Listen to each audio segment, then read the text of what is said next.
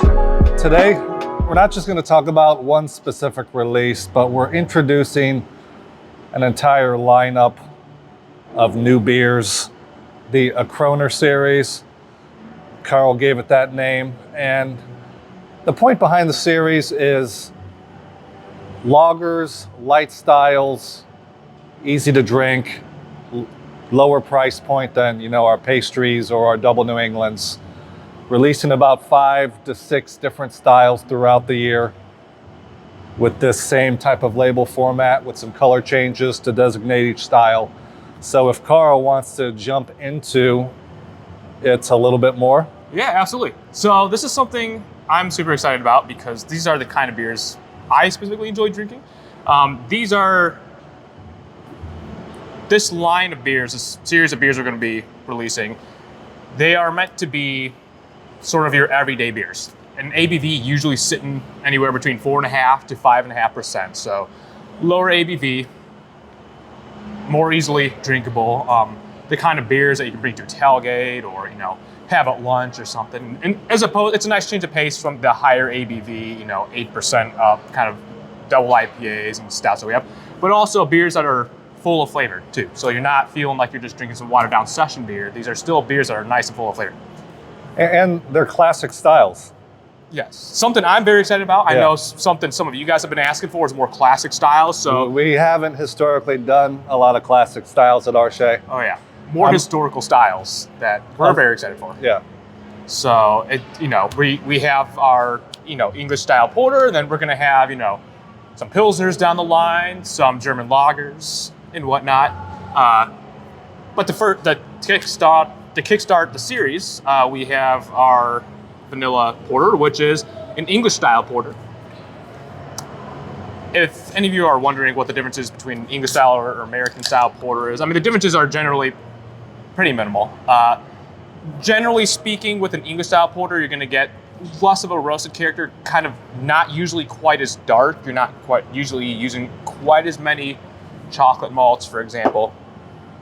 English or American style porter, you're going to be looking at usually something a little bit more roasted, something that's going to be closer to what we traditionally think of as a stout. But the differences are kind of academic, usually fairly minimal. Mm-hmm. Now, one thing is also differentiating between both an English style stout and an American style porter is it's actually not quite as dark. It might be hard to see with the lighting here. It's not actually like a deep black. It's more like a deep, rich chestnut brown. And if you look real close and you hold it up to light, you'll actually see it's a very deep ruby color. Now, of course, that's getting derived from the crystal malts that we use. That's big part of English brewing, especially with the darker beers. These lots of crystal malts. We use a touch of roasted malt, but like we said, we're not trying to go for an American style porter or stout or anything. So there's still a roasted character, but it's very slight. It's very mild. It's kind of in the background. There's also a slight chocolate character too with that as well. It's also a little bit more subdued as well. And also there's a solid hop character to it, but it's not overly bitter. It's very much. There's a lot of crystal malt in there. There's sweet, it's mild, it's very smooth, but there's enough hop character to kind of balance that out. There's a bitterness. And nothing to linger on the tongue. Oh yeah. Doesn't really linger, it's a nice snap finish. And just a very light touch of vanilla. Yes, and we added a touch of vanilla just to round it out. And in fact, I think the vanilla adds kind of implied sweetness that also kind of accentuates the very mellow chocolate and roasted characters. Yeah, it softens it up, it kind of blends everything together. Oh yeah. And one little treat that we added in there too which is the one non-traditional thing about this beer is that we actually added a touch of Sabro hops in the whirlpool. Not traditionally English style hops, so most of the hopping was done with East Kent Golding, which very traditional English style. We also added a touch of Sabro. We had a bunch of Sabro laying around, and Sabro, if you guys are familiar with the hop, tends to evoke a certain very mild coconut kind of character to it.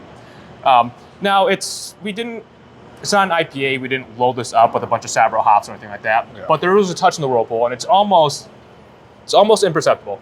If you didn't know what was in there, you might not get it. But as it warms up quite a bit, it just adds to that background character. plays well with the vanilla. Just a touch of like a coconutty hop character to it.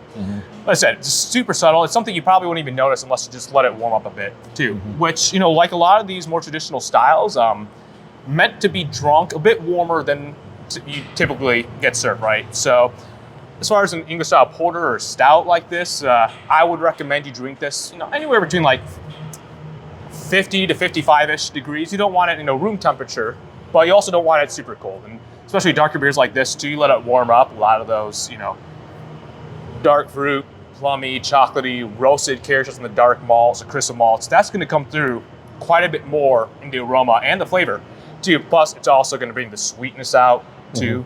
If you let it warm up. The vanilla's going to pop a little bit more, the coconut of the Sabro. Oh yeah, the hop character will come out quite a bit more. Especially, this is a great beer for, we're heading into the middle of February. This is the deepest part of winter. This is the coldest winter months. Of course, I'm not one to judge if you prefer to drink your beers ice cold. This is the time of year. I love nothing better than to kick back in lunchtime or something, grab a beer, let it warm up just a little bit. So, just to get a bit more of a warming character to it.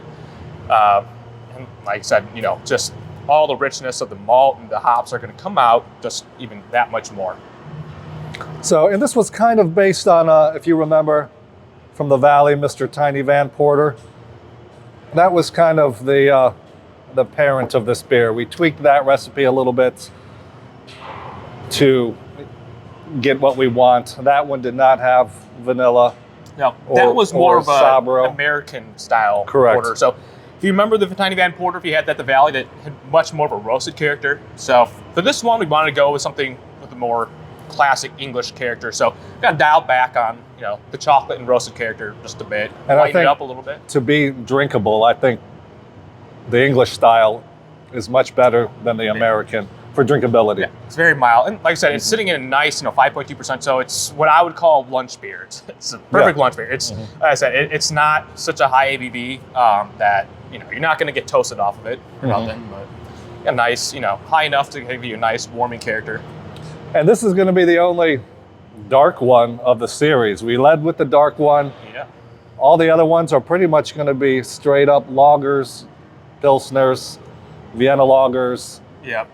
Varying degrees of darkness. there's going to be we have plans for Vienna lager on the line, but that's not it's quite just like not going to be the same shade of yellow every time. Exactly, yeah. They're not all going to be pale too. And plus, between the Czech style Pilsner, it's going to be more of a deep, rich gold, to Italian Pilsner, which is going to be much more light.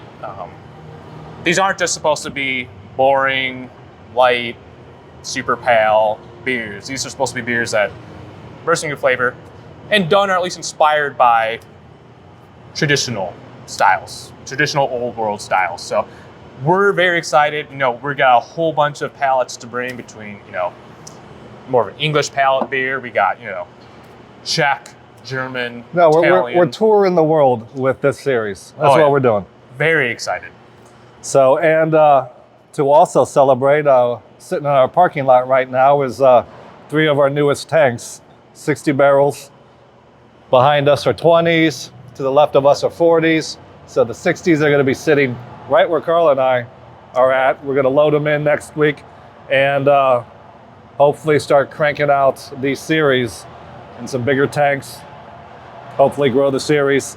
No, we hope you like it. We've got a lot of good things planned as far as maybe a festival here. Yep, got a couple ideas for festivals coming up. So celebrating lagers and this series in general. Yep, the Akroner series. And because some of you are wondering, why do we call it the Akroner series? The ER suffix in German naming traditions tends to indicate that it denotes that something is from a particular area.